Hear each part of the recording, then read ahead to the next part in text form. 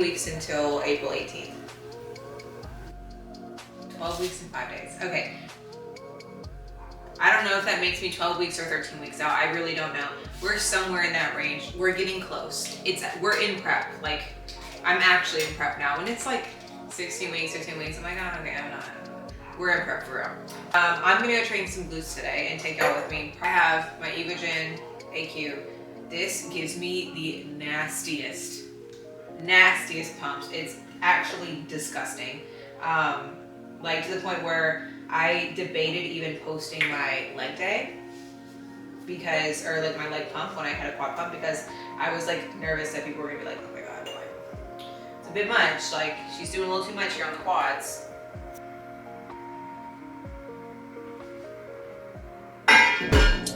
Alright y'all, getting started with some abductors today. I always start with a pre-exhaustion set of about 20 reps, and then I go right to my working sets, about 4 of 16. When I'm doing these, I am pressing all the way through my foot, and I am rolling my hips into an anterior pelvic tilt when I get to the top.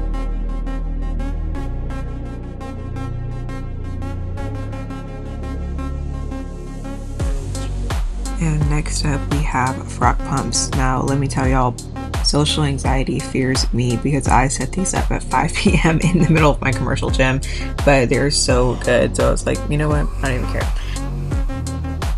When I do these, I warm up with just the bar, just because sometimes the setup can be a little confusing about positioning and getting it just right. Then after that, I hop in with 20 pounds on each side. That was feeling good, so I'm up in weight.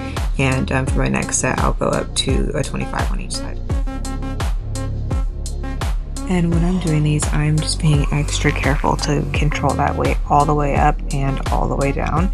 And I'm really focusing on that squeeze at the top as well.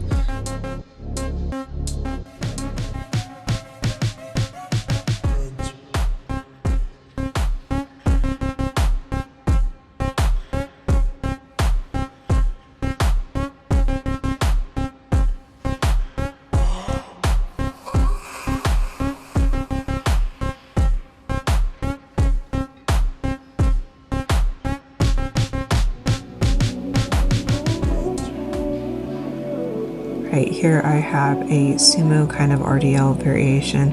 I really like these. Sometimes I can have a hard time with like a dumbbell RDL because it can flare up my lower back.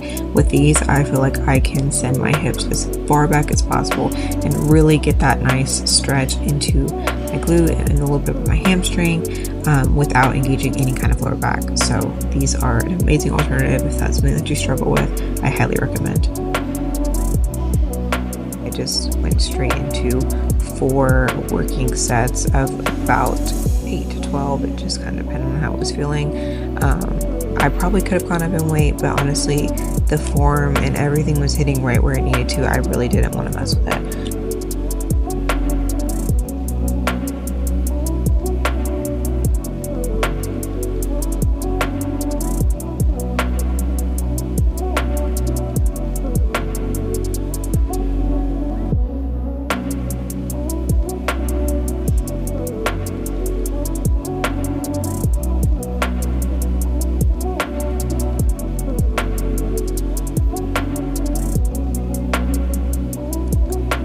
Alright, I then jump into single leg press. This is a great alternative to a Bulgarian if you're a little bit unstable. It's really important that you're still hitting isolation work. I've been a huge advocate for the basic compound movements, but asymmetries can develop. Sometimes one side is stronger and it might take over in those compound movements or those movements that require both leg speeds at the same time. So it's important that we're still hitting those isolation works on both sides. We don't want to develop any weaknesses because one side it might be overcompensating. So just hitting some regular leg presses. I'm really pushing through my heels so I can connect with my glute on these. I really am trying to mimic a Bulgarian split squat here. I kept the weight pretty light here. I just put a 45 on one side.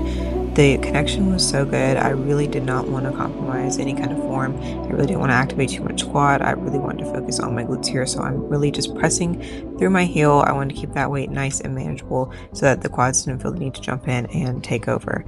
I did 3 sets of 6 to 8.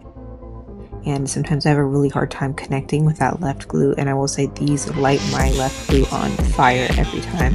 So I normally hit some variation of this Bulgarian split squat, where a single leg press,